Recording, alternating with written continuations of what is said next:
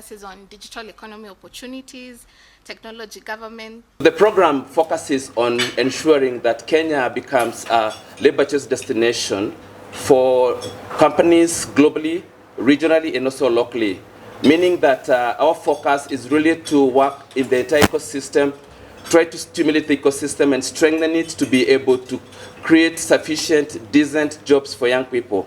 We focus on 4 key pillars, and of course, critical to mention that infrastructure, as has been well said, is advancing, and us leveraging and taking advantage of this robust resource is very critical.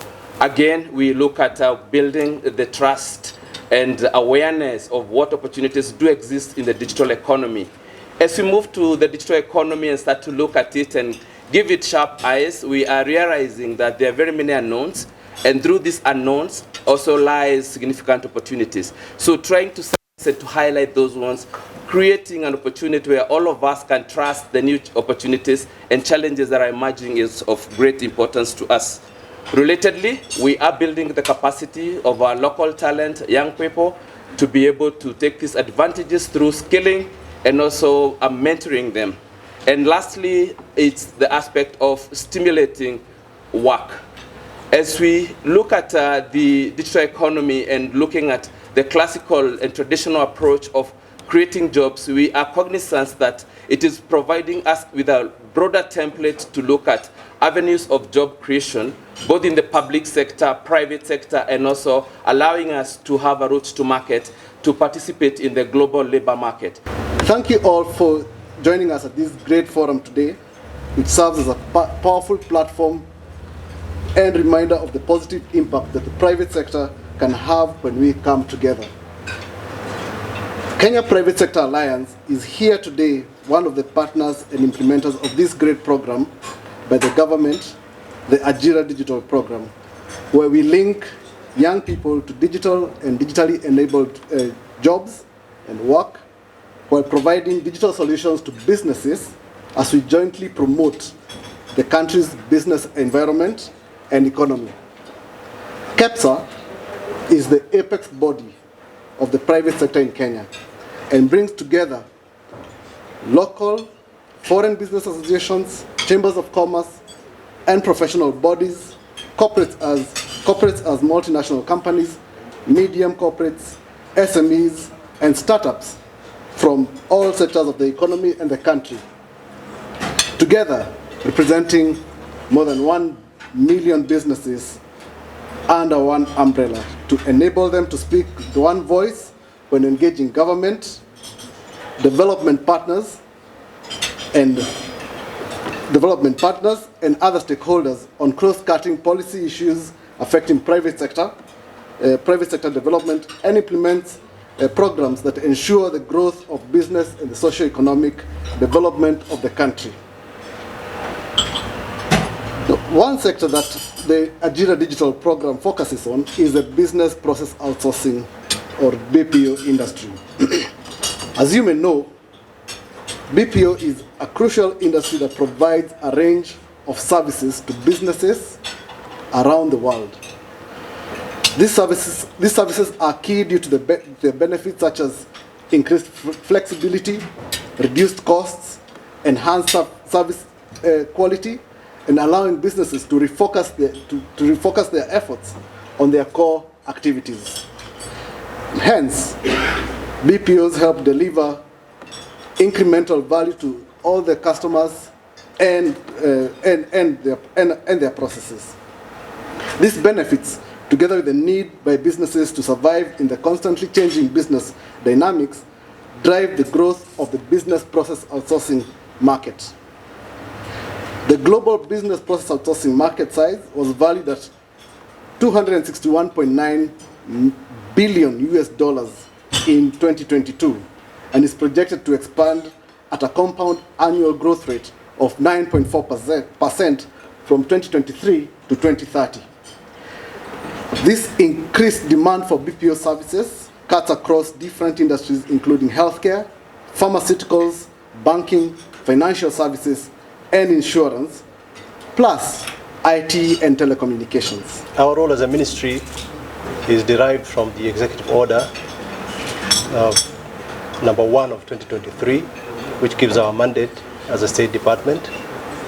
We also get our broad mandate from the Kenya Vision 2030 blueprint, where it's envisaged that the ICT sector will contribute to 10% of the gross domestic product of the Kenyan economy. So we see ourselves basically in the ministry as an enabler to contribute and to improve e-business, e-government services, e-commerce, entrepreneurship, and digital skills, as well as enhancing market competitiveness of the country's products and services. Our broad objectives as a ministry or as a State Department is to develop and review policies, regulations, and legal frameworks in the ICT sector. We also have a broad mandate of developing a modern ICT infrastructure across the country. We also have a mandate to build capacity in the ICT sector, and we also have a mandate to contribute to the improvement of ICT sector in employment and wealth creation in the country. Now, as a ministry, we have or as a State Department, we have the State Department itself, but we also have 5 other institutions that come under us that help us to realize our mission and vision as well as our objectives. And we have a raft of draft ICT bills, like the ICT Authority Bill, the startup bills. So we have a number of draft bills which are in process. We hope to have them up and running. We have a few policies also. The most important ones are the National ICT Policy of 2019. We have other draft policies like the draft e-commerce policy, the draft Kenya Film Policy and Bill, the draft Public Relations, Communications and Management and Policy Bill. As you can see, we have a lot of draft policies and bills because technology is an emerging area.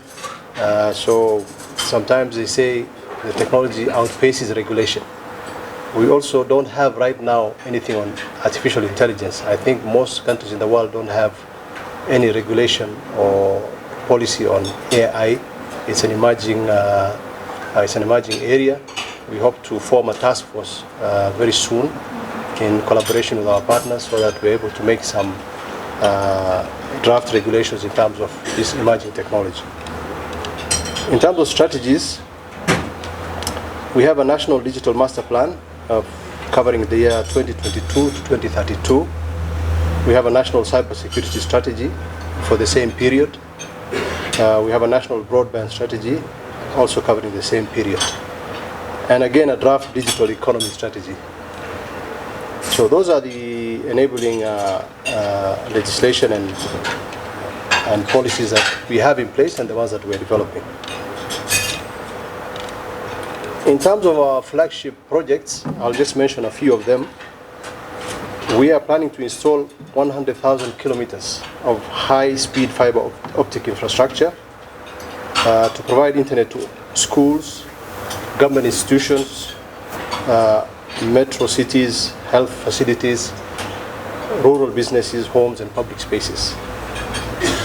We hope to establish 25,000 hotspot internets across the country to provide internet service to innovators, youths, and entrepreneurs. We also hope to establish cloud services for both the government and private sector.